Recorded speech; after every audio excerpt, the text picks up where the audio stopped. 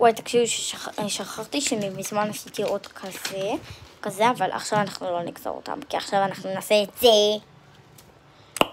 אני אקח את זה כי זה יותר קל, כי זה כאילו ממש עם משבצות. אוקיי, לוקחים זה עמוד שיהיה גם מתחת עוד. למקרה כאילו, סתם, כאילו, כן, בגידו, ביי. וואי, יאללה, בואו נתחיל. טוב, הנה, אני סתם רציתי לשים לפה בושם. בסדר, אבל זה קטן, אז אני אעשה פה.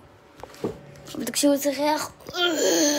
טוב, אני מתחילה לעשות נקודות עם עיפרון, כי אני לא עם טושים, כי עשיתי את זה, וכאילו רואים עכשיו את הנקודות. אז כן, מתחילים. זה מה שיצא, אני לא יודעת למה, אבל שמה ככה, אבל 3, 4. טוב, אז זה מה שיצא. ועכשיו אנחנו נעשה בצבע אדום.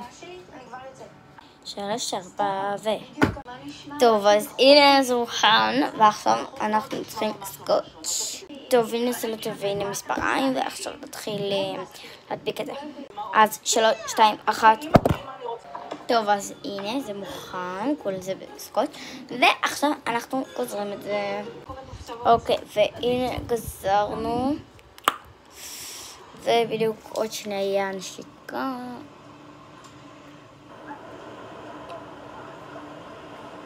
אבל למה לא רואים? זה מעצבן אותי. או, הנה. אוקיי, אז לוקחים את זה ומדביקים לארון. אוקיי, אז שמתי 2 סלוטייפ ובואו נדביק. טוב, אז הדבקתי ובכוונה עשיתי ככה, כי זה חמודי. הנה, ככה זה מרחוק, לא רואים ממש את הסלוטייפים, אבל זה חמוד.